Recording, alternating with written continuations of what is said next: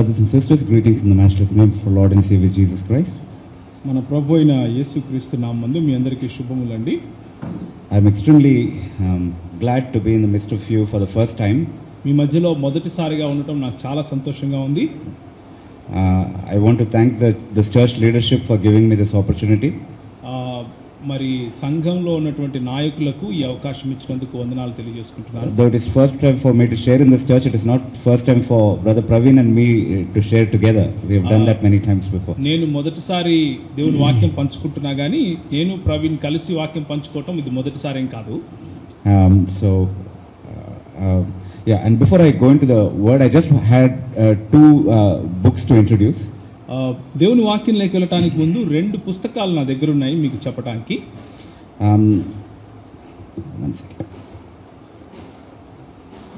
This book is entitled Nijamaina Marpu. Am I showing it the right way? Yeah. This book is entitled Nijamaina Marpu. ఇది ఈ పుస్తకం నిజమైన మార్పు అన్న పుస్తకం అండి. It is written by Paul Washer. Some of you might know him.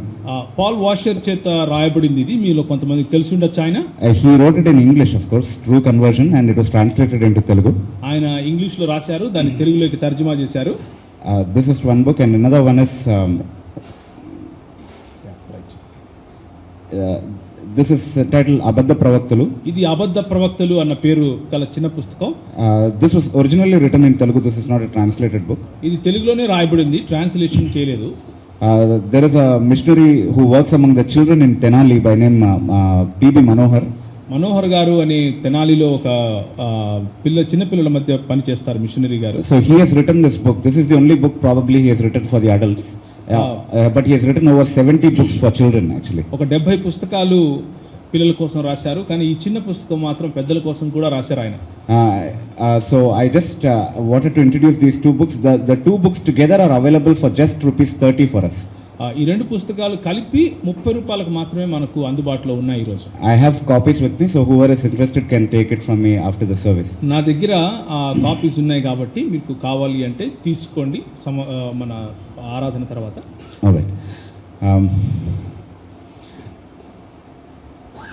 Now I just wanted to share a small song with you before I shared the message. ఒక చిన్న పాట పాడాలనుకుంటున్నాను మీ ముందు వాక్య పరిచయలోకి వెళ్ళడానికి ముందు. Because Naveen frightened me by saying పాడిన రోజు పండగ పాడని రోజు దండగ. ఎందుకంటే నవీన్ భయపెట్టాడు, పాడిన గొంతు పండగంట, పాడకపోతే దండగంట. So I want to sing. కాబట్టి నేను పాడాలనుకుంటున్నాను. So can I take is it Jeevan's help on the guitar?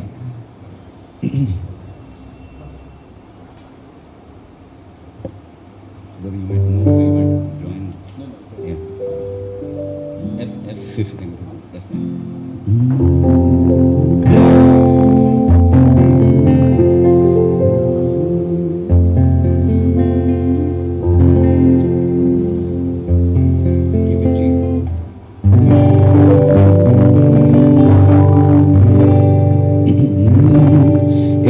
Whoever knows this song can join me singing it. ఈ పాట తెలిసిన వాళ్ళు నాతో కలిసి పాడొచ్చు. ప్రభు యేసుని వదనములో నా దేవుడు కనిపించే. ప్రభు యేసుని వదనములో నా దేవుడు కనిపించే.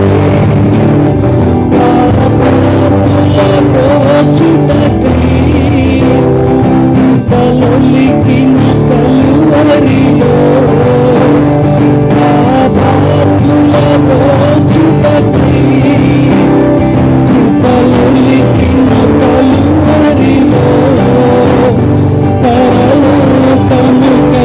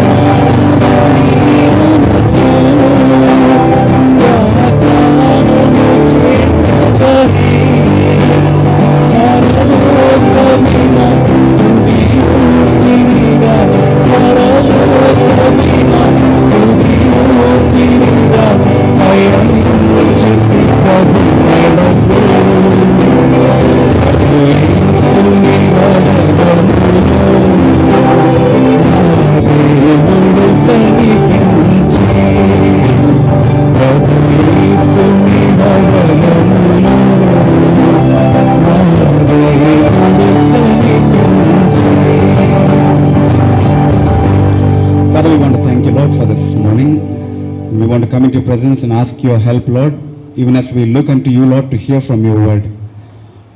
Lord, we pray that you would speak to us from your word, Master. We pray, Lord, that the words of my mouth and the meditation of our hearts be acceptable in thy sight. In Jesus' name we pray. Amen. All right, when Naveen invited me to share the word, he said it would be nice if I can share some thoughts on the church. సంఘం గురించి కొన్ని ఆలోచనలు మీతో పంచుకుంటే బాగుంటుంది అని ఆలోచించి నవీన్ పిలిచాడు. And so, yes, I have some thoughts to share on the church this morning. అవును, సంఘం గురించి కొన్ని మాటలు చెప్పాలి అని నాకు అనిపిస్తా ఉంది. But then church is a subject that would need many more sessions. అయినప్పటికీ సంఘము అనే అంశము ఎన్నో వారాలు మనకు అవసరం ఉంటుంది. వాటికి So you can sign up a contract with me for the next year, for the next whole year. వచ్చే సంవత్సరం మొత్తానికి ఒక కాంట్రాక్ట్ రాసుకుంటే నేను చెప్పగలుగుతాను. So I'll come every Sunday and teach on the church. ప్రతి సండే వచ్చి ఆ సంఘం గురించి చెబుతాను. But if that is not possible, then I would have to limit myself to maybe just one particular aspect of the church this morning. ఒకవేళ అది సాధ్యం కాకపోతే సంఘం గురించిన ఒకానొక అంశాన్ని గురించి మాత్రమే మీతో చెబుతాను ఈరోజు. Yeah, and Praveen and I did this sermon already once before elsewhere. మేమిద్దరం కలిసి ఇంకొక చోట ఇదే వాక్య పరిచయం చేశాము. And so I will be sharing from the same passage. అదే వాక్యాన్ని తీసుకుని నేను మీతో చెప్తాను. Let's turn our Bibles this morning to Matthew chapter 13. ఈరోజు మత్తయి సువార్త 13వ అధ్యాయం వైపు మీ దృష్టిని మళ్లించండి. And we will look at the passage which is from verses 24 to 30 onwards. మనము 24 నుంచి 30 వరకు ఆ వచనాలు చదువుకుందాం. And then we also will look at verses 37 through 43. తరువాత 37 నుంచి 43 వరకు కూడా చూద్దాము. This is a very familiar parable that we have here in this passage. ఇక్కడ మనందరికీ తెలిసినటువంటి ఒక దృష్టాంతము ఉంది. This parable is called the parable of the wheat and the tares. ఈ దృష్టాంతము నిజానికి గోధుమలు మరియు గురుగుల గురించి చెప్పబడుతా ఉంది ఇక్కడ. Okay, and I really assume that all of us know this parable. This is not the first time we are looking at it. మనము మొట్టమొదటిసారిగా చదువుతున్నాము అని నేను అనుకోను. చాలా మంది ఇక్కడ ఉన్న వాళ్ళు తెలిసే ఉంటుంది ఇది. So I'll just run through the details of it. కాబట్టి దానిలో ఉన్న డీటెయిల్స్ మాత్రం మీకు చెబుతాను. We know that Jesus said unto them another parable, and he said, the kingdom of heaven is likened unto a man who sowed good seed on his ground. ఇంకొక చోట యేసు ప్రభు వారు same thing. ఇదే చోట యేసు ప్రభు వారు ఏం మాట్లాడుతున్నారు అంటే 24 నుంచి ఆయన అంటున్నారు, విత్తేవాడు వెళ్ళాడు. ఆయన విత్తేటప్పుడు కొన్ని మంచి భూమి పైన కొన్ని No, the wheat and the tares. Okay, right. 24th verse. Maybe you can read it from there. ఆయన ఒక ఉపమానం చెబుతూ ఏమంటున్నాడంటే, పరలోక రాజ్యము తన పొలములో నుంచి విత్తిన యొక్క మనుషుని పోలి ఉన్నది అని చెప్తున్నాడు. Okay, and when he slept, yes, when men slept, it says the enemy came and sowed tares among the wheat in the same place where the wheat was sown. ఆ విత్తినవాడు నిద్రించుచుండగా అతని శత్రువు వచ్చేసి గోధుమల మధ్య గురుగులను విత్తిపోయింది. And after some time the crop showed up and the servants could figure out that something was wrong.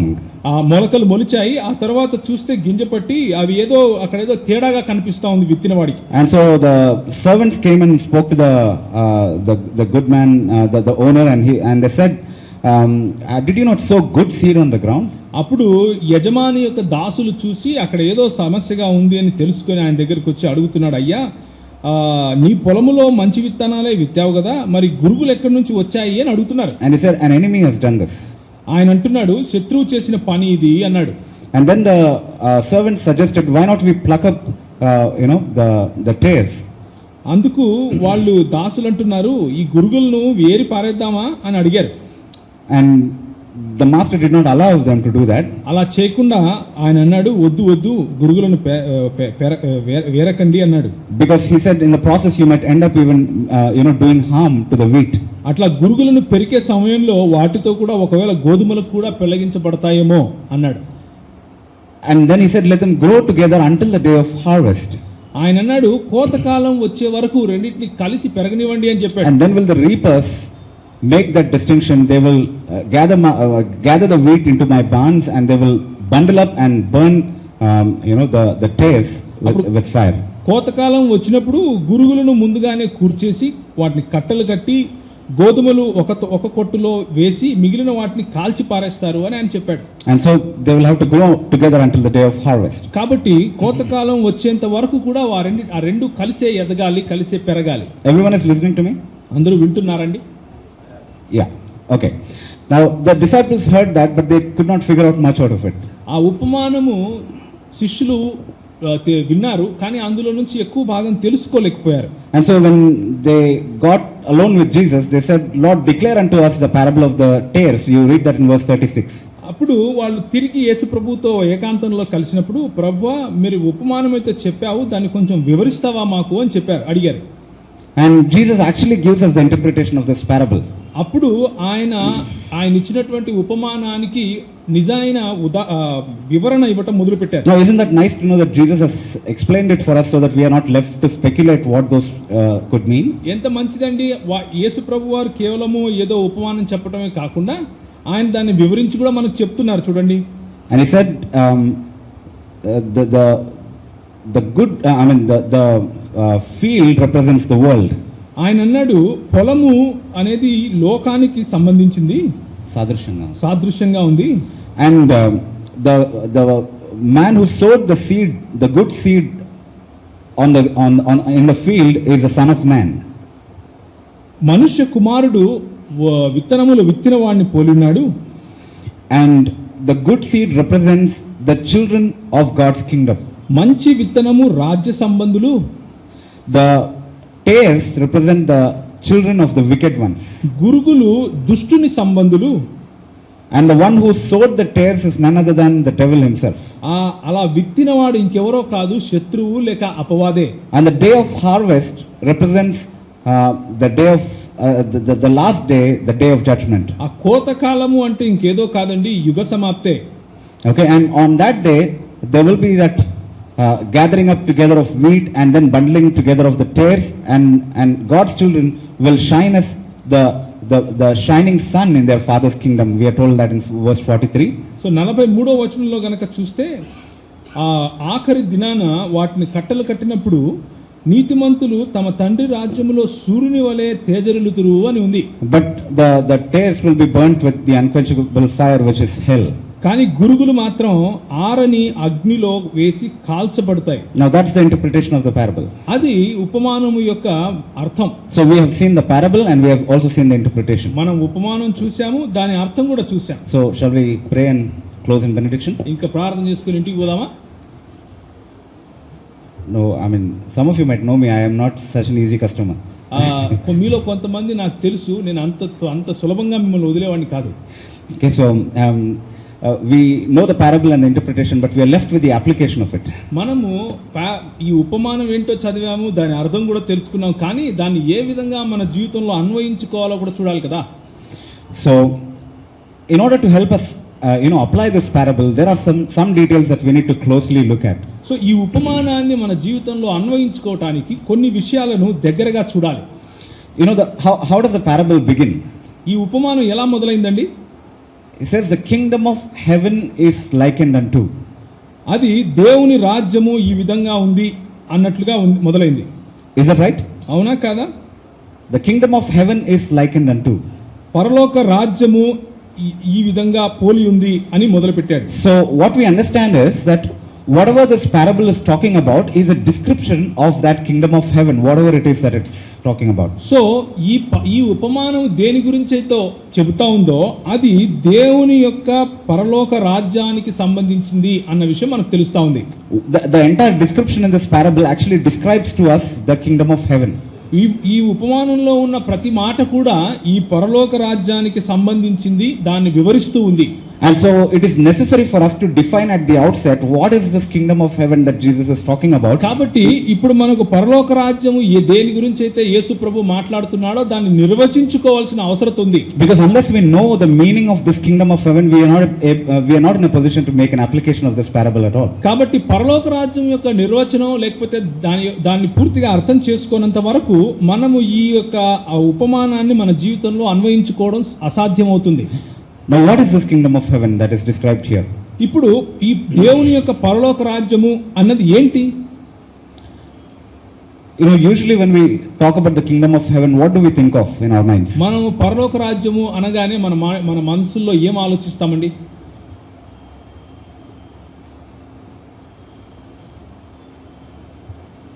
Nobody is thinking anything? ఏది ఆలోచించరా మీరు?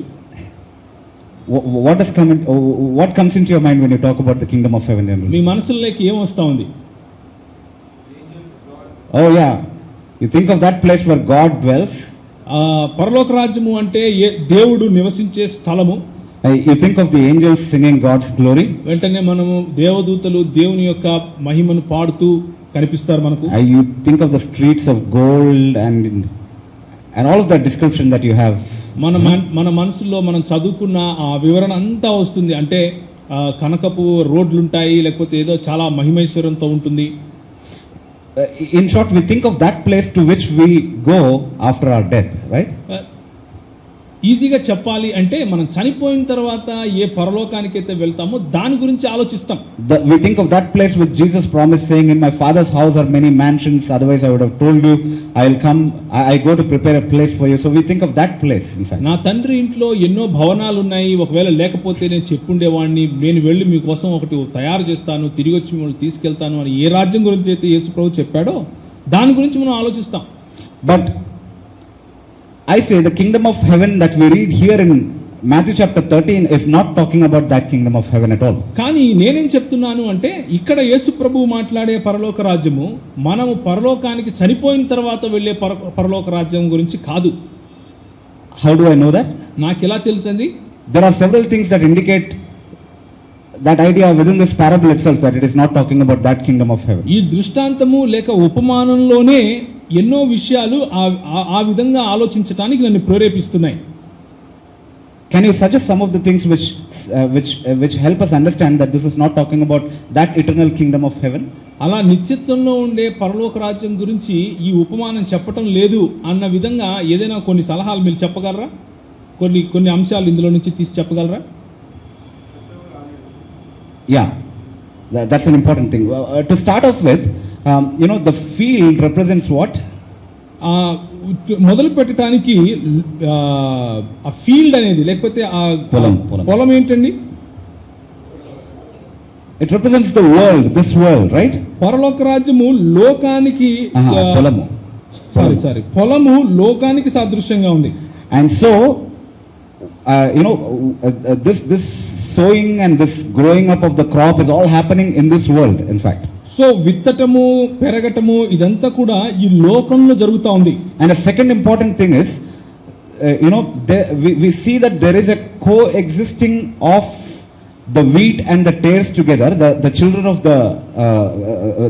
of God and the children of the devil coexisting together. రెండవదిగా దేవుని పిల్లలు తర్వాత అపవాదికి సంబంధించిన వారు కలిసి పెరగటం అనేది మనం చూస్తున్నాం. Isn't that plainly visible in the parable? అది ఉపమానంలో చాలా స్పష్టంగా కనిపిస్తా ఉంది కదండి. How long will they grow together? ఎంతవరకు వాళ్ళు కలిసి పెరుగుతారు? Until the day of harvest they will not be separated, they will grow together. Isn't that right? కోతకాలం వరకు కూడా వాళ్ళిద్దరూ ప్రత్యేకపరచబడరు, వాళ్ళిద్దరు కలిసే ఎదుగుతారు. Now is it possible that in that kingdom of heaven to which we go after our death, anybody that is wicked can enter in? So ఆ పరలోక రాజ్యానికి వెళ్ళడానికి ముందు ఇలాంటి దుష్టులు ఆ పరలోక రాజ్యంలో వెళ్ళగలుగుతారా? To that eternal kingdom of heaven. ఆ నిత్యత్వంలో ఉండే పరలోకానికి వెళ్ళగలుగుతారా దుష్టులు? So this is definitely not talking about that kingdom of heaven, right? కాబట్టి నిత్యత్వంలో ఉండే పరలోకం గురించి ఈ ఉపమానం మాట్లాడుతులేదు. Are there verses which tell us that there won't be any wicked people in heaven? ఏదైనా బైబిల్లో పరలోకంలో ఇలాంటి దుష్టులు ఉండరు అన్న మాటలు చెప్పే వచనాలు ఉన్నాయా బైబిల్లో ఏమైనా? There are many verses, in fact. చాలా వచనాలు ఉన్నాయి. And if you can turn to Revelation chapter 21 and verse 27. ప్రకటన గ్రంథము 21వ అధ్యాయం 27 గనక చూస్తే, maybe you can read it. మనకు ఏం కనిపిస్తుందంటే, గొర్రెపిల్ల యొక్క జీవ గ్రంథమందు వ్రాయబడిన వారే దానిలో ప్రవేశించుదురు గాని నిషిద్ధమైన దేదైనను అసహ్యమైనది దానిని అబద్ధమైన దానిని జరిగించు వాడైనను దానిలోనికి ప్రవేశింపడు. Okay, so you have, very expressly a statement in scripture there where the wicked will not make it to heaven, in fact. So మనకు ఇలాంటి అబద్ధికులు లేకపోతే దుష్టులు దేవుని రాజ్యంలో ప్రవేశింపరు అని స్పష్టంగా చెప్తా ఉంది వాక్యం. And so we need to understand that this kingdom of heaven, whatever it is talking about a kingdom of heaven on earth. So మనకు అర్థమయ్యే విషయం ఏంటి అంటే మత్తయి సువార్తలో ఏ పరలోక రాజ్యం గురించి అయితే యేసు ప్రభు చెప్తున్నాడో అది ఈ లోకంలోనే ఉంటుంది. Okay, and you might say, well, what are you talking about? I mean, what's the kingdom of heaven on earth? మీరు అడగచ్చు, ఏం మాట్లాడుతున్నావు నువ్వు? పరలోక రాజ్యం ఏంటి, ఈ లోకంలో ఉండటం ఏంటి? Well, we'll look at a verse in Matthew chapter 21 and verse 43. మనము మత్తయి సువార్త 21వ అధ్యాయం 43వ వచనంలో చూడొచ్చు. Jesus is talking in context to the Jews there. యేసు ప్రభు అక్కడ యూదుల విషయంలో మాట్లాడుతున్నారు. And he says the kingdom of heaven will be taken away, the kingdom of God will be taken away from you, and it shall be given to a nation which shall bring forth the fruits thereof. దేవుని రాజ్యము మీ యొద్ద నుంచి తొలగించబడి దానికి ఫలమిచ్చు జనులకు ఇయ్యబడును అని వాళ్ళతో చెప్తున్నాడు యేసు ప్రభు. So at this time when Jesus spoke these words, there was a kingdom of God among the Jews. Is that right? యేసు ప్రభు ఈ మాటలు చెప్పినప్పుడు యూదుల మధ్యలో దేవుని రాజ్యం ఉండింది, అవునా కాదా? Otherwise it would have not made any sense when Jesus said it will be taken away from you and it will be given to another nation. అలా కాకపోతే యేసు ప్రభు చెప్పిన ఈ మాటలకు అసలు అర్థమే ఉండదు. Okay, and so the Jews had a kingdom of heaven in their midst. కాబట్టి యూదుల మధ్యలో దేవుని రాజ్యము అప్పటికే ఉండింది. What do you understand by a kingdom, speaking very broadly and generally? చాలా సహజంగా మాట్లాడితే రాజ్యము అంటే ఏమర్థం చేసుకుంటారు మీరు? Who are the people that should be there in a kingdom? ఒక రాజ్యంలో ఎవరెవరు ఉండాలి? Yeah, there should be a king. ఒక రాజు ఉండాలి. And the people who are ruled by the king, right? ఎవరినైతే ఆ రాజు ఏలుతున్నాడో ఆ ప్రజలు ఉండాలి. So when you talk about the kingdom of God, who must be the king? దేవుని రాజ్యము అని గనక మనం అంటే ఇప్పుడు రాజు ఎవరు? God himself, right? దేవుడే అయి ఉండాలి కదా. Otherwise how can it be the kingdom of God? లేకపోతే దేవుని రాజ్యం ఎలా అవుతుంది అది? And then he should have his people whom he rules. ఆ తరువాత ఆయన ఏలటానికి ఆయన ప్రజలు ఉండాలి. And so we know under the old covenant that God had taken Israel into this relationship with himself, where he becomes their king and they are ruled by him. కనుక మనకు తెలుసు పాత నిబంధన గ్రంథంలో పాత నిబంధన ప్రకారము ఇశ్రాయేలు జనులను ఆయన తన ప్రజలుగా చేసుకున్నాడు, ఆయన వారికి రాజుగా ఉన్నాడు. In Exodus chapter 19 and verse 6 we read that very clearly. అది ఆ విషయాన్ని మనము నిర్గమకాండము 19వ అధ్యాయం 6వ వచనంలో స్పష్టంగా చూస్తాం. If you can read that, also. 19వ అధ్యాయము 6వ వచనం చూస్తే, మీరు నాకు యాజక రూపమైన రాజ్యముగాను పరిశుద్ధమైన జనముగాను ఉందురని చెప్పెను. So this is the covenant God made with Israel through Moses, that these people will be his representative people on earth. మోషే ద్వారా ఇశ్రాయేలుతో దేవుడు చేసినటువంటి నిబంధన అండి ఇది. వారు ఆయన ప్రజలుగా ఉంటారు, ఆయన వారికి రాజుగా ఉంటాడు అని. And it began there. అది అక్కడ మొదలైంది. And even when Jesus was speaking these words to the Pharisees and the scribes and to the Jews in Matthew chapter 21, this kingdom was still in their midst. యేసు ప్రభు 21వ అధ్యాయంలో ఈ పరిసయ్యులతో మాట్లాడే సమయంలో కూడా ఈ రాజ్యము యూదుల దగ్గరే ఉంది. But at this point they have committed that ultimate sin of rejecting their Messiah.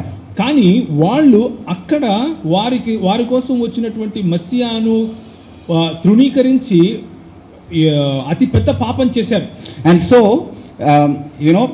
Jesus pronounces this judgment against them, saying the kingdom of heaven will no longer be with you, the kingdom of God will no longer be in your midst, but it will be taken away from you and it will be given to a nation which will bring forth the fruits thereof. అప్పుడు యేసు ప్రభు అన్నాడు, ఇప్పుడు మీ దగ్గర నుంచి దేవుని రాజ్యం తొలగించబడి ఎవరైతే ఫలం తీసుకొని వస్తారో వాళ్ళకి ఇవ్వబడుతుంది అని చెప్పాడు. Now which is that nation to which Jesus took away the kingdom from them and gave the kingdom? ఇప్పుడు ఏ రాజ్యం నుంచి ఈ రాజ్యం ఎవరి దగ్గర నుంచి ఈ రాజ్యం తొలగించబడి ఎవరికి ఇవ్వబడింది?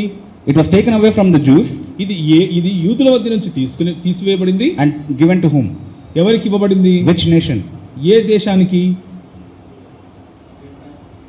To the United States? అమెరికాకా? To England? ఇంగ్లాండ్కా?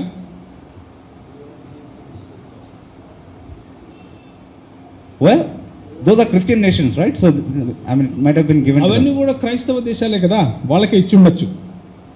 No, in fact, US and England, all those countries are as secular as India, in fact. కానీ ఈ అమెరికా కానీ ఈ ఇంగ్లాండ్ కానీ ఇవన్నీ కూడా భారతదేశం ఏ విధంగా లౌకిక రాజ్యమో అదే విధంగా అవి కూడా లౌకిక రాజ్యాలే. So, it is not to another physical kingdom that it was given.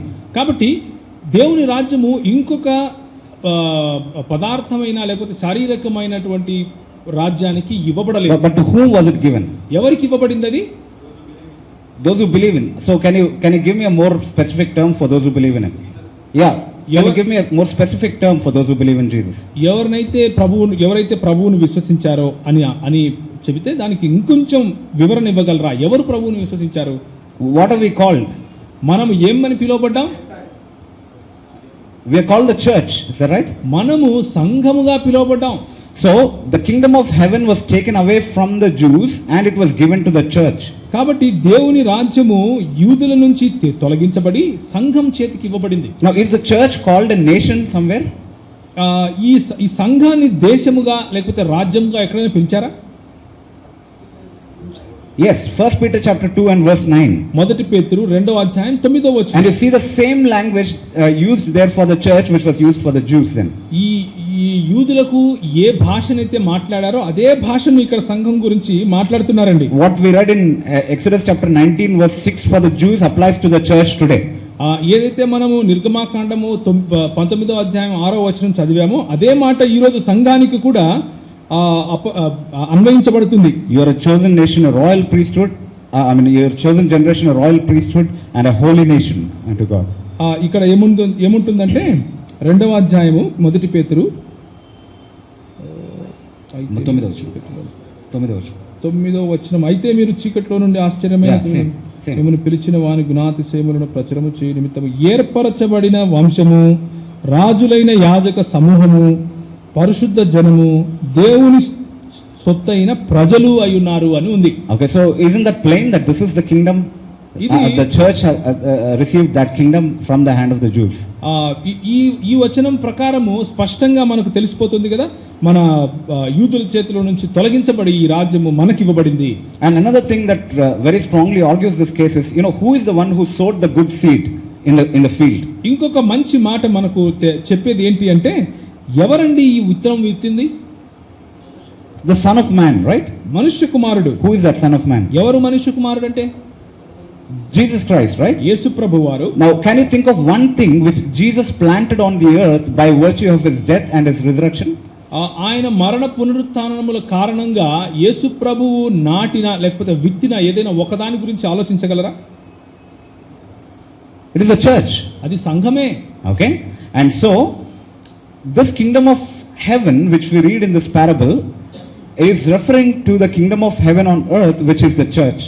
ఈ ఉపమానము ఈ లోకంలో ఉన్నటువంటి దేవుని రాజ్యం గురించి మాట్లాడుతా ఉంది, అది సంఘమే. And in that light, when we view this parable, we get so many points for our application today. ఇలా ఈ వెలుగు క్రింద గనుక ఈ ఉపమానాన్ని మనం చదివితే ఎన్నో విషయాలు మనకు తెలుస్తాయి. ఈ రోజు we can apply so many things from this parable.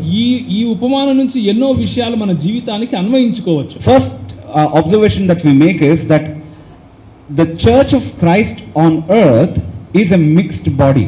మనం గమనించే మొట్టమొదటి విషయం ఏంటంటే, యేసు ప్రభు యొక్క సంఘము కలిసి ఉన్నటువంటి ఒక శరీరం లాంటిది, మిశ్రితమైన శరీరం లాంటిది. Okay, it is a mixed group of people that the church consists of. సంఘంలో ఎంతో ప్రజలు మిశ్రితంగా ఉంటారు, కలిసిపోయి ఉంటారు.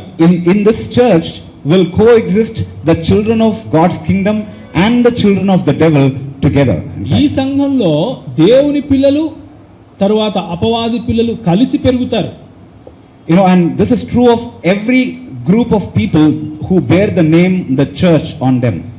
ఈ పేరు ఎవరైతే క్రీస్తు సంఘంగా పిలువబడుతున్నారో ఏ గుంపుకైనా సరే ఇదే వర్తిస్తుంది. This applies to every group of baptized believers. బాప్తిసం పొందిన ప్రతి గుంపుకు కూడా ఇది వర్తిస్తుందండి. In fact, I stood right before my church and I said, right now sitting here is a mixed body which consists of the children of God and the children of the devil. మా సంఘంలో కూడా నిలబడి నేను ఈ మాట చెప్పాను. మన సంఘంలో ఇప్పుడు కూర్చున్న వారిలో దేవుని పిల్లలు అపవాది పిల్లలు కలిసి కూర్చొని ఉన్నారు అని చెప్పాను. And I say the same thing today. అదే మాట ఈ రోజు మీతో కూడా చెప్తున్నాను. And this is true wherever we speak of and wherever we find a congregation which bears the Christian name on it. ఈ మాట యేసు ప్రభు యొక్క సంఘముగా పిలువబడే ప్రతి ఒక్క గుంపు ఎక్కడ ఉన్నా సరే వాళ్ళకు వర్తిస్తుంది. Jesus Christ plants his church. యేసు ప్రభు ఈ సంఘాన్ని నాటాడు. But the devil works in the same field on which the Lord began his good work. అయినప్పటికీ ప్రభువు మొదలుపెట్టిన ఆ మంచి పనిలో సాతానుడు వాడి పనిని కూడా మొదలుపెట్టాడు. Okay, and he always is known to create counterfeits. వాడు ఎప్పుడు కూడా ఒక నకిలీ దాన్ని ఉత్పత్తి చేసే ప్రయత్నంలోనే ఉంటాడు. And so you cannot help this scenario. You know, the purest preaching of the word cannot prevent this from happening. ఎంతో స్పష్టంగా మీరు వాక్య పరిచయం చేసినా గానీ ఇది మాత్రం జరుగుతూనే వస్తుంది. You cannot prevent this from happening. ఇది జరగకుండా మీరు ఆపలేరు. So you know, whatever happened in Israel is a lesson for the church to learn as well. ఇశ్రాయేలులో జరిగిన విషయము సంఘానికి నేర్చుకోవాల్సిన ఒక గుణపాఠం యాక్చువల్గా. In fact, you know, we already looked at this. Israel was the representative people of God under the Old Testament, right? They were the people of God. మనం ఇంతకు ముందు చూసినట్లుగా ఇశ్రాయేలు ప్రజలు దేవుణ్ణి ప్రతిబింబించే వారిగా ఉన్నారు పాత నిబంధనలో. So does that mean every single individual who was born in the nation of Israel was a saved child of God? దాని అర్థము ఇశ్రాయేల్లో పుట్టిన ప్రతి ఒక్కడు దేవుని యొక్క ప్రాతినిధ్యం వహించే దేవుని బిడ్డ అని అర్థమా? No, they were only under the covenant and were a representative people. కాదు, వాళ్ళు ఒక నిబంధన క్రింద ఉన్నారు, వాళ్ళు దేవుని యొక్క ప్రాతినిధ్యాన్ని వహిస్తున్నారు. But majority of them in fact did not belong. Let's look at the scripture. Romans chapter 9 and verse 6, if we can turn there for a moment. రోమీయులకు రాసిన పత్రిక 9వ అధ్యాయం 6వ వచనం గనుక మీరు చూస్తే it says, they are all not Israel who are of Israel. ఇశ్రాయేలులో పుట్టిన ప్రతి ఒక్కడు యూదుడు కాదు, లేకపోతే ఇశ్రాయేలీయుడు కాదు. They are all not Israel who are of Israel. చూడండి, అయితే దేవుని మాట తప్పిపోయినట్లు కాదు, ఇశ్రాయేలు సంబంధులందరూ ఇశ్రాయేలీలు car. Then who are the Israel? మరి ఎవరండి ఇశ్రాయేలీలు? We look at verse 27. 27వ వచనం అదే అధ్యాయంలో గనుక చూస్తే, though the number of the children of Israel be as the sand of the sea, a remnant shall be saved. ఇశ్రాయేలు కుమారుల సంఖ్య సముద్రపు ఇసుక వలె ఉన్నా కానీ శేషమే రక్షింపబడుతుంది. So you have an Israel inside Israel. So ఇశ్రాయేలు లోపల నిజమైన ఇశ్రాయేలు దాగి ఉంది. The representative people of God are the nation of Israel. దేవుని ప్రాతినిధ్యం వహించే వారు ఇశ్రాయేలీలే. But inside that Israel is the Israel of God. కానీ ఆ ఇశ్రాయేలు లోపల నిజమైన ఇశ్రాయేలు ఉంది. In the same way, అదే విధంగా you have lots of churches everywhere today. ఈ రోజుల్లో ఎన్నో సంఘాలు కనిపిస్తున్నాయి. But inside those churches you have the church. కానీ ఆ సంఘాల మధ్యలో, సంఘాల లోపల నిజమైన సంఘం ఉంది. The real born again, truly called people of God. నిజముగా తిరిగి జన్మించిన పిలువబడిన దేవుని యొక్క సంఘము పిల్లలు. And so the first observation is that the body of Christ on earth is a mixed body. మొట్టమొదటిగా మనం గమనించింది ఏంటంటే దేవుని యొక్క శరీరము మిశ్రితమైన ప్రజలతో కూడుకుని ఉంది. And what are the applications that it helps us to make? మనము ఈ విషయం నుంచి నేర్చుకోవలసిన లేకపోతే అన్వయించుకోవలసినటువంటి విషయాలు ఏమున్నాయి? First of all, if you come across somebody who says, my church is the only church and unless you are a part of my church you can never be raptured. ఒకవేళ మీరు ఎవరినైనా కలిస్తే వాళ్ళు మీతో మా సంఘమే నిజమైన సంఘం, ఎత్తబడే సంఘం అండి అని చెప్తే, think about this parable. ఈ ఉపమానం గురించి మీరు ఆలోచించండి. Did you ever find somebody who told you that before? అలాంటి వాళ్ళని ఎప్పుడైనా కలిసారా మీరు ఇంతకుముందు? You have to be or did you say that to somebody else before? లేకపోతే మీరే ఎవరికైనా చెప్పారా అలాంటిది? The point is, there is no such a thing as a perfect church on earth which alone will be raptured. So నిజానికి ఎత్తబడే సంఘము అని చెప్పుకునే పరిపూర్ణమైన గుంపు ఏది ఈ ప్రపంచంలో So లేదు. nobody is entitled to claim that monopoly and say you have to be a part of my church in order to be raptured. So ఎవరు కూడా ఈ మొనాపలిని లేకపోతే మేము మాత్రమే ఎత్తబడే వాళ్ళము ఇంకెవరు ఎత్తబడరు అన్న మాట చెప్పడానికి వీలు లేదు. Because the body of Christ everywhere is a mixed body. ఎందుకంటే దేవుని యొక్క శరీరము ఈ క్రీస్తు యొక్క శరీరము అన్ని చోట్ల ఇలా మిశ్రితమైనదే. The second application it helps us to make is, when you have an infidel, an unbeliever who comes and tells you, Christianity is so full of all hypocrites everywhere. రెండవ విషయాన్ని మనం గమనించాల్సింది ఏంటంటే ఎవరైనా అన్యుడు మీ దగ్గరికి వచ్చి క్రైస్తవ్యము అంతా వేషధారులతో కూడుకొని ఉంది అని చెప్తే, think about this parable ఈ ఉపమానం గురించి ఆలోచించండి. and have courage to tell that infidel, you need not tell me that, Jesus told me that 2015 years before that this is going to be the scenario. ధైర్యంగా ఆ అన్యునితో చెప్పండి, బాబు నువ్వు వచ్చి కొత్తగా మాకు చెప్పాల్సిన అవసరం లేదు, 2015 సంవత్సరాల క్రితమే యేసు ప్రభు ఈ మాట మాకు చెప్పాడు. And so this is a fulfillment of Jesus' prophecy that you see, and therefore this is no argument against the Christian faith. కాబట్టి నువ్వు చెప్పే మాట ఏదైతే ఉందో మా యేసు ప్రభు ముందే చెప్పాడు, ఇది సంఘానికి వ్యతిరేకంగా లేకపోతే క్రైస్తవ్యానికి వ్యతిరేకమైన మాట ఏమీ కాదు అని చెప్పాలి. Because you see the fulfillment of what Jesus himself had said would be. కాబట్టి యేసు ప్రభు చెప్పిన మాటలు పూర్తి అవుతూ మీరు చూస్తున్నారు కాబట్టి ఇది నిజము అని చెప్పాలి. Okay, and so we can take courage in situations where we are attacked that way. ధైర్యం చేసుకుని మనల్ని ఈ మాటలతో ఎవరైనా బాధ పెట్టే ప్రయత్నం చేస్తే వారికి ఈ విధంగా ప్రత్యుత్తరం చెప్పచ్చు. And a third application that comes out is, if ever you are tempted to move from church to church, మూడవది ఏంటంటే ఒకవేళ ఒక సంఘం నుంచి ఇంకొక సంఘానికి ఎగురుతూ గనక నువ్వు ఉంటే, on the ground or on the pretext that you are surrounded by hypocrites everywhere, ఎక్కడికి వెళ్ళినా కానీ ఇలాంటి వేషధారులు ఉంటారు అన్న విషయాన్ని గుర్తించి ముందు, no, because you want to say, because in my church I see a lot of hypocrites, so I want to go to another church. అంటే ఒకవేళ నువ్వు నా సంఘంలో చాలా మంది వేషధారులు ఉన్నారు కాబట్టి నేను ఈ సంఘాన్ని విడిచిపెట్టి వేరే చోటుకి వెళ్తాను అని అంటూ ఉంటే, think about this parable. ఈ ఉపమానం గురించి ఆలోచించు. Because wherever you go, ఎక్కడికి నువ్వు వెళ్ళినా you cannot escape that. దీన్ని నువ్వు విడిపించుకోలేవు. Wherever you go, you will find yourself surrounded by hypocrites. నువ్వు ఎక్కడికి వెళ్ళినా కానీ ఇలాంటి వాళ్ళు నీ చుట్టుపక్కల ఉంటూనే ఉంటారు. Because Jesus said it is going to be a mixed body. ఎందుకంటే యేసు ప్రభు చెప్పాడు మిశ్రితమైన ప్రజలే ఆయన శరీరంలో So ఉంటారు. if you're going hunting for a perfect church, you're going for a wild goose chase. You won't find it anyway. నువ్వు ఒకవేళ పరిపూర్ణమైన సంఘం కోసం వెతుకుతూ గనక ఉంటే అది ఎప్పటికీ సాధ్యం కాదు, అది నువ్వు పొందలేవు. Okay, and now am I saying there is no grounds under which you can ever part with a church or go out of a church? అంటే నేను ఏమని చెప్తున్నాను, మీరు ఎప్పుడూ ఒక సంఘాన్ని విడిచిపెట్టి వెళ్ళడానికి వీలు లేదు, అలాంటి కారణాలు ఏవి ఉండవు అని చెప్తున్నానా? That is not my point. అలా చెప్పటం లేదు. I am saying this is not a sufficient reason that there are hypocrites in the church for you to move from church to church. నేనేం చెప్తున్నాను అంటే వేషధారులు మీ చుట్టుపక్కల ఉన్నారు కాబట్టి ఆ సంఘాన్ని విడిచిపెట్టి వెళ్ళటము అనేది మంచిది కాదు అంటున్నాను. But there are other good reasons for which you might move out of a church. కానీ కొన్ని కారణాలు ఉన్నాయండి, వాటి కారణంగా నువ్వు ఆ సంఘాన్ని విడిచిపెట్టి వెళ్ళొచ్చు. The Lord might call you out to minister in a different place, so that might be a valid reason.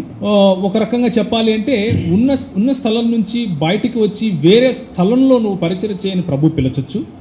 And so that is a good ground to come out. అది ఒక మంచి కారణము బయటికి రావడానికి. Or you might find that the church has completely apostatized, so that it has no place for the true doctrine in its teachings. లేకపోతే సంఘము నిజానికి నిజమైన బోధ నుంచి తప్పిపోయింది, నిజమైన బోధకు అక్కడ ఇంకా ఏ స్థానము లేదు అని నీకు అనిపిస్తే వెళ్ళొచ్చు. You have made all good attempts to try and do something about it, but it didn't work out. నువ్వు చేయాల్సిందల్లా చేశావు కానీ అవతల వాళ్ళు వినటం లేదు, అప్పుడు నువ్వు వెళ్ళిపోవచ్చు.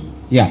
And so there are other good grounds for which you can part with the church. ఇలాంటివి ఇంకొన్ని కారణాలు ఉన్నాయి, ఆ కారణాల ద్వారా నువ్వు సంఘాన్ని విడిచిపెట్టి వేరే చోటికి వెళ్ళొచ్చు. But just because you have problems with people around, that is no valid reason why you should part with the church. కానీ నీకు చుట్టుపక్కల ఉన్నటువంటి ప్రజలతో నీకు సంబంధం సరిగ్గా లేదు, లేకపోతే వాళ్ళతో సమస్యలు ఉన్నాయి కాబట్టి నువ్వు అక్కడ నుంచి వెళ్ళిపోవడం అనేది మంచిది కాదు. Now another fourth application that comes very strongly and most importantly than all of these is, ఇంకొక నాలుగవ మనం అన్వయించుకోవాల్సినటువంటి సూత్రం మన ముందుకు వచ్చేది ఏంటి అంటే అన్నిటికంటే ముఖ్యమైనది, if it is true that the church is a mixed body, then it becomes very necessary for me to examine myself whether I am truly in faith or not. ఒకవేళ సంఘము అనేది మిశ్రిత ప్రజలతో కూడుకొని ఉన్నటువంటి శరీరము అన్నది నిజము అయితే నన్ను నేను పరీక్షించుకోవాలి, నేను నిజంగా రక్షణ పొందినవాడినా కాదా అని. It is necessary for me to ascertain whether I am planted into the church by Jesus Christ or there are other reasons why I associate with the church.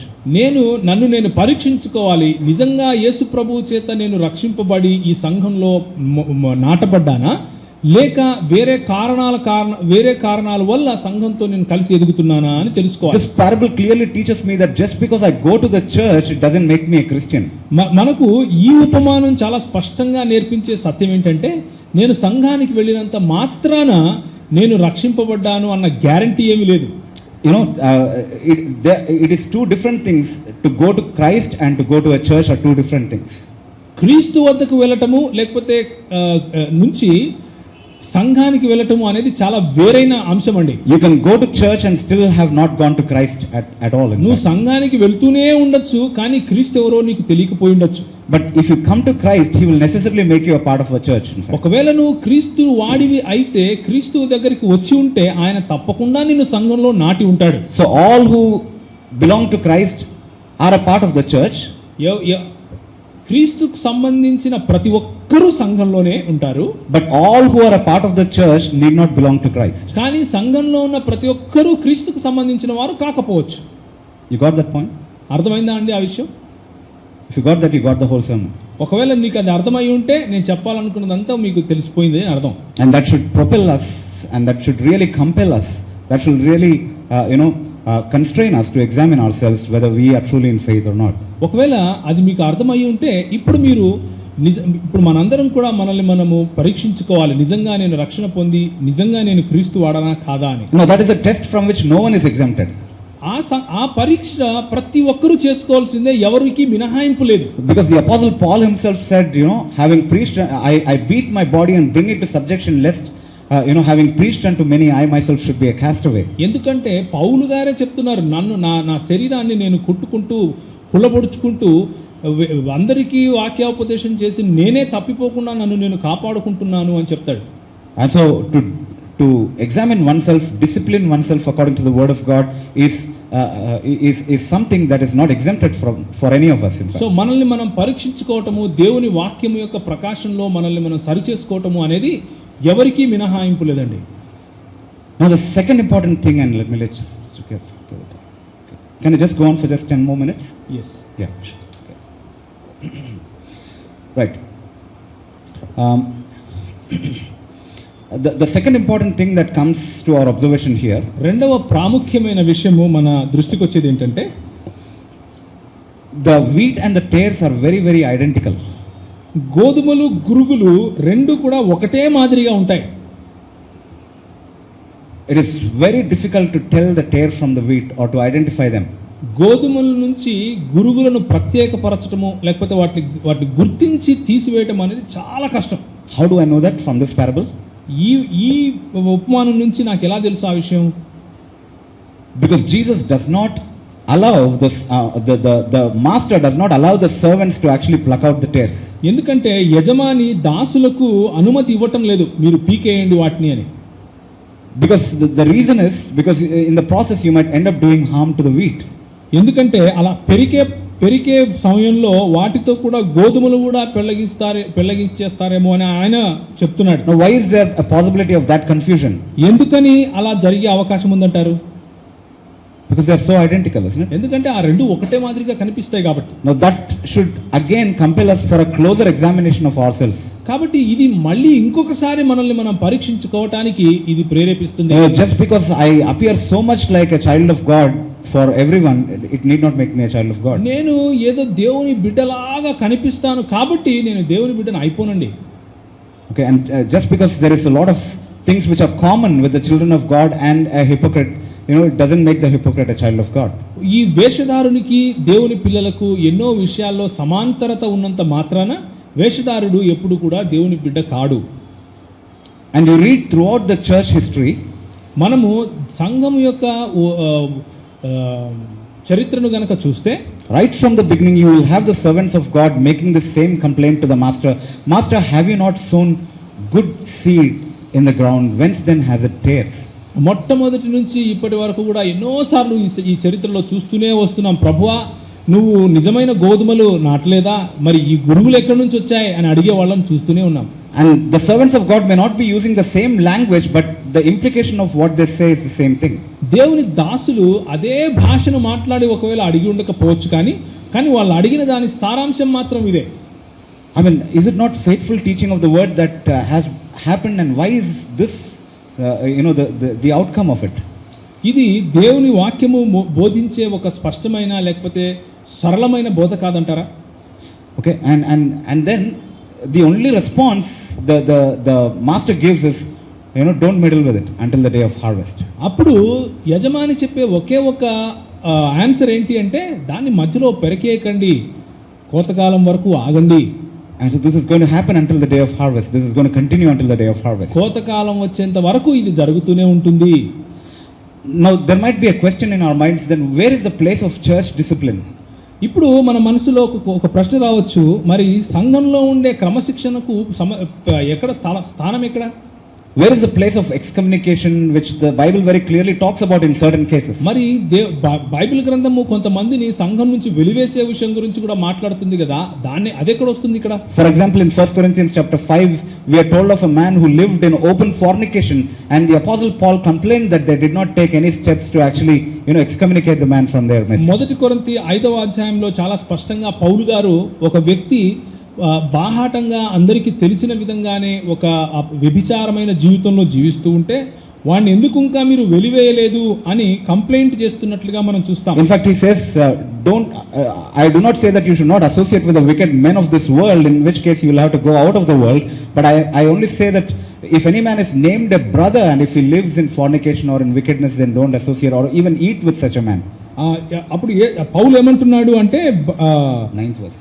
9వ వచనంలో, ఈ జారులతో సాంగత్యం చేయవద్దని నా పత్రికలోని మీకు వ్రాసి ఉంటుంది, అయితే ఈ లోకపు జారులతోనైనను లోభులతోనైనను దోచుకుని వారితోనైనను విగ్రహారాధికులతోనైనను ఏమాత్రము సాంగత్యము చేయవద్దని కాదు, అలాగైతే మీరు లోకములో నుండి వెళ్ళిపోవలసి వస్తుంది. ఇప్పుడైతే సహోదరుడు అనబడిన వాడెవడైనా జారుడు గాని, లోభి గాని, విగ్రహారాధికుడు గాని, తిట్టుబోతు గాని, త్రాగుబోతు గాని, దోచుకునివాడు గాని అయ్యుంటే అట్టి వానితో సాంగత్యం చేయకూడదు, భుజింపకూడదు అని మీకు రాస్తున్నాను అంటున్నాడు. Now where is the place for all this if it is not possible for us to actually remove a person from out of the church? మరి ఇలాంటి ఒక సంఘం నుంచి ఎవరిని మనము వెలివేయకూడదు అని అనుకుంటే ఇలాంటి వాళ్లకు స్థానం ఎక్కడుంది ఇప్పుడు? You see, we'll have to endure everybody, right? I mean, even if they are living in wickedness. మనము ప్రతి ఒక్కరిని భరించాలి కదా, వాళ్ళు ఒకవేళ పాపంలో జీవిస్తూ ఉన్నా కానీ. No, in fact, Jesus' point is not that they should never be dealt with in any way at all. యేసు ప్రభు చెప్పే మాట ఏంటంటే వారిని క్రమశిక్షణలోకి తీసుకొని రావడానికి మనం వారితో వ్యవహరించాలి అని వివరించకూడదు అని చెప్పటం లేదు కానీ, because even the apostle Paul says, the purpose of doing this is not to actually cut off a man from the church completely. పౌలు ఏమంటున్నాడంటే అలా చేయటం వల్ల ఆ మనిషిని సంఘం నుంచి సంపూర్ణంగా తొలగించటం కాదు కానీ, but it is so that he might be ashamed for his conduct and so that he might correct himself. కానీ అలా చేసినప్పుడు ఆయన సిగ్గుపడి తన ప్రవర్తనను మార్చుకొని తిరిగి వస్తాడేమో అని. But when in 2 Corinthians chapter 2 and verse 6 talking about the same man, he says the punishment given to him is enough, now receive him and establish your love towards him so that by much grief he might not be completely lost.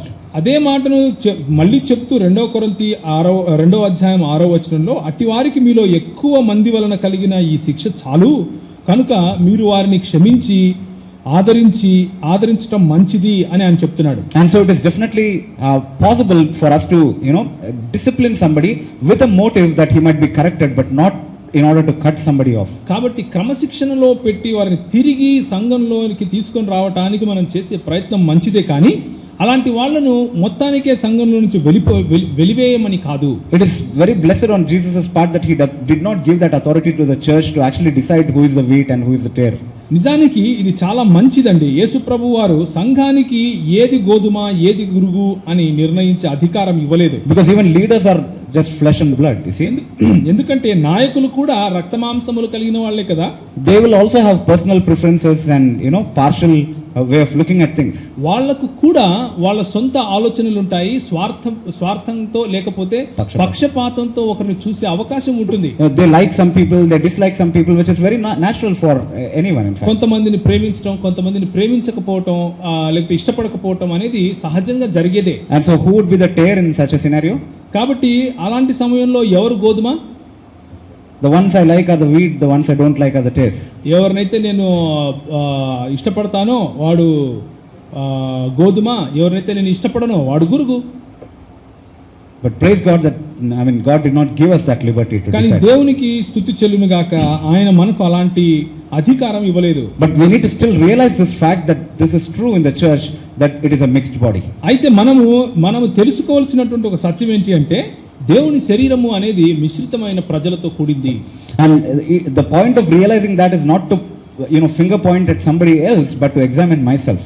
అది వేరే వాళ్ళ కోసం వేలెత్తి చూపించడం కోసం ఈ మాటలు చెప్పలేదు, కానీ నన్ను నేను పరీక్షించుకోవటము ఈ మాటలు చెప్పబడతా ఉన్నాయి. And the final thing that I would observe, and I will close in 2 minutes.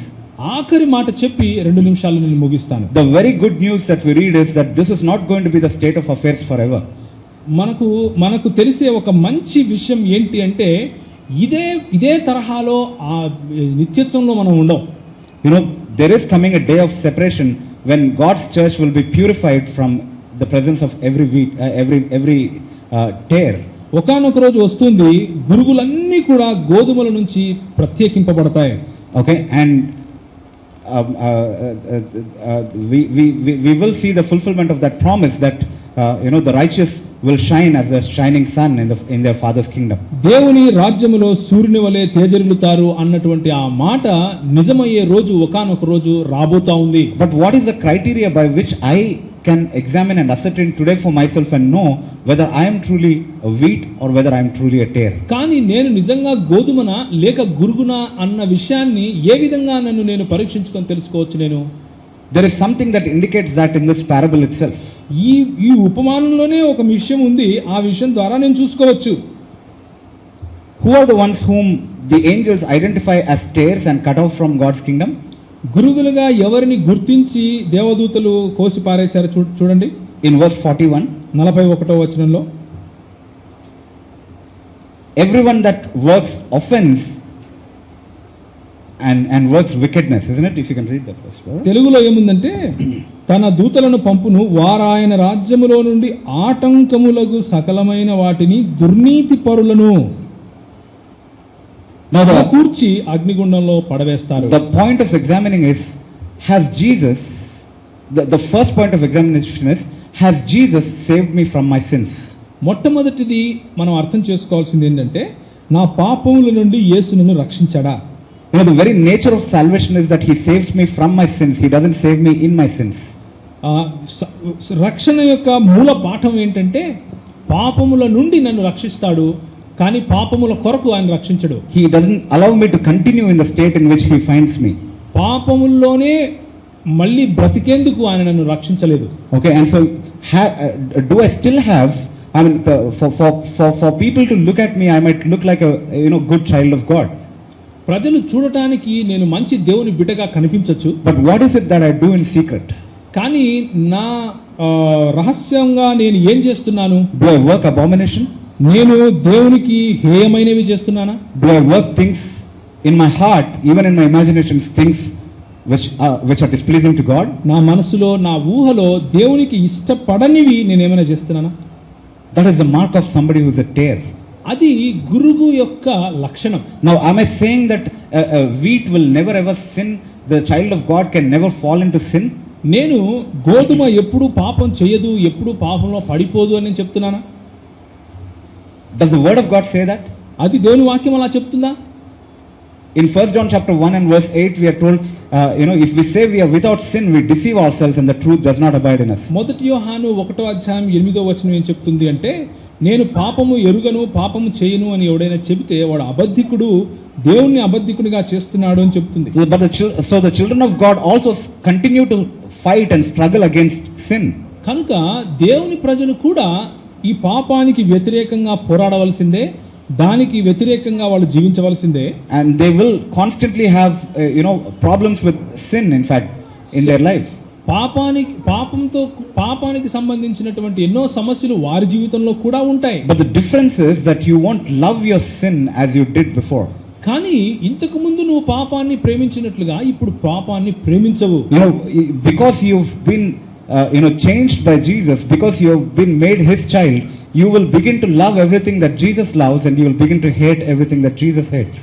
నువ్వు యేసు ప్రభువు చేత తన బిడ్డగా చేసుకోబడ్డావు కాబట్టి ఆయన దేన్నైతే ప్రేమిస్తాడో అది నువ్వు ప్రేమిస్తావు, ఆయన దేన్నైతే ప్రేమించడో దాన్ని నువ్వు ప్రేమించవు. And wherever you fail, it will be accompanied with genuine, true, quick repentance. ఎక్కడెక్కడైతే నువ్వు పడిపోతావో అక్కడక్కడ త్వరగా వెంటనే నిజమైన పశ్చాత్తాపం కలుగుతావు నీకు. But if somebody is still comfortable continuing in their sin, he is definitely not born of God. ఒకవేళ అలాంటి పాపంలోనే ఎప్పటికీ జీవించేందుకు ఇష్టపడితే ఆ వ్యక్తి దేవుని ద్వారా పుట్టినవాడు కాకపోతే. If you are craving for opportunities where you can sin and get away with it, then that is not a mark of the child of God. ఒకవేళ ఈ అవకాశం కోసం ఎదురు చూస్తూ ఆ అవకాశంలో గనక పాపం చేసి దాని నుంచి తప్పించుకోవాలి అన్న ఆలోచనలో నువ్వు ఉంటే నువ్వు దేవుని బిడ్డవు కాదు అని గుర్తుంచుకో. And the day is coming until which you can manage to hide from everyone. ఒకనొక రోజు వస్తా ఉంది, అందరి నుంచి నువ్వు తప్పించుకొని దాక్కుని ఉండొచ్చు. But on that day your sin will find you out. కానీ ఆ రోజు నీ పాపము నిన్ను పట్టుకుంటుంది. And on that day there is no escape, because the angels who are sent forth by the mission to separate you from the midst of God's people will do it with unerring judgment. దేవుడు ఏ దేవదూతలనైతే పంపించాడో ఈ గురుగులను గోధుమల నుంచి ప్రత్యేకపరిచి ఏరి పారేయండి అని వాళ్ళు తప్పకుండా నిన్ను వెతికి పట్టుకుంటారు. Okay, and before that happens, it would be nice if the love of Christ can find you and constrain you to repent and turn to him. అది జరగక ముందే దేవుని ప్రేమకు కనుక మీరు పట్టబడితే, దేవుని ప్రేమకు పట్టబడి మీ జీవితంలో పశ్చాత్తాపం వస్తే అది మంచిది. It is not enough to say I believe. నేను విశ్వసించాను అని చెప్పినంత మాత్రాన సరిపోదండి. Even the devils believe and tremble. దయ్యాలు కూడా విశ్వసించి వణుకుతాయి. It is not enough to say I regularly attend the church. నేను ప్రతి వారం సంఘానికి వెళ్తాను అని చెప్పినంత మాత్రాన సరిపోదండి. Because in the church there are tares and wheat coexisting together. సంఘంలో గోధుమలు గురుగులు కలిసి పెరుగుతున్నాయి. The question to ask yourself is, did Jesus plant me into the church? ప్రశ్న ఏంటంటే మిమ్మల్ని మీరు అడుగుకోవాల్సింది, యేసు ప్రభువు నన్ను సంఘంలో నాటాడా లేదా? That is a thing that has to happen in everybody's life personally, and you must be a witness to it yourself. మీ ప్రతి ఒక్కరి జీవితంలో అలాగ జరిగి తీరాల్సిందే. మీ జీవితంలో జరిగిందా లేదా అన్న సాక్ష్యం మీరు చూసుకోవాల్సిందే. And if Jesus has not planted you into the church, if such a day has not come in your life, you are still not his wheat. And the scripture says, seek the Lord when he may be found. ఎప్పుడైతే మీరు ఒకవేళ నన్ను ఇంకా యేసు ప్రభు సంఘంలో నాటలేదు అని మీకు తెలుస్తూ ఉంటే మీరు ఇంకా సంఘానికి సంబంధించిన వారు కాదు అని మీరు తెలుసుకోవాలి. ఎప్పుడు నన్ను ఇంకా అందుబాటులో దేవుడు ఉండగానే మీరు ఆయనను వెతికి ఆయన దగ్గరికి రావాలి. Okay, and if God is reminding us this morning of all of these things, it is because he intends that we should seek him and find him when he can be found. ఒకవేళ దేవుడు మనకు ఈ విషయాలన్నీ గుర్తుకు తీసుకొస్తున్నాడు అంటే దాని అర్థం ఏంటి అంటే మీరు ఆయన్ను వెతికి ఆయన ఇంకా అందుబాటులో ఉండగానే ఆయన్ను పట్టుకోవాలి, ఆయన చేరాలి అని ఆయన ఇష్టపడుతున్నాడు. Today if you hear his voice, harden not your heart. ఒకవేళ ఈ రోజు ఆయన స్వరం నువ్వు వింటూ ఉంటే నీ మనసును నీ హృదయాన్ని కఠినపరచుకోవద్దు. Today if you harden your heart, you might not get another opportunity to hear it again. ఈ రోజు నీ హృదయాన్ని కఠినపరచుకుంటే మళ్ళీ వినటానికి నీకు అవకాశం రాకపోవచ్చు. And then that remains just that day of separation when the wheat will be separated from the tares. ఆ తరువాత మిగిలింది ఒకే ఒకటండి, ఏంటంటే మీరు గోధుమల నుంచి గురుగులుగా వేరు చేయబడతారు. Okay, and continue to meditate on these things and study these things more. ఇంకా ఈ విషయాల గురించి మీరు ధ్యానిస్తూ ఉండండి. I have already exceeded the time that is given to me. నాకు ఇచ్చిన సమయాన్ని నేను దాటిపోయాను. So I will conclude it at this point. ఇక్కడ నేను ముగిస్తానండి. But with a request that all of us should every day continue to meditate on this and help ask God for the help to examine ourselves and make sure that we are the wheat that Jesus himself planted into his church. కాబట్టి నేను చెప్పి ముగించే విషయం ఏంటి అంటే ప్రతి దినము మనల్ని మనం పరీక్షించుకుంటూ యేసు ప్రభువు చేత నాటబడినటువంటి మనము గోధుమలమా కాదా అన్న పరీక్షను మనం చేసుకుంటూ మనం దేవునిలో ఎదగాలి. Let's look to God in prayer. మనం ప్రార్థనలో దేవుని వైపు చూద్దాం. Our Heavenly Father, we want to come into your presence, Lord, and thank you for speaking to us this morning from your word. Lord, I pray that you would give us the grace, Lord, to examine ourselves each day before you, Lord. Lord, help us not to be complacent with our attainments. Lord, help us not to be self-satisfied by looking into our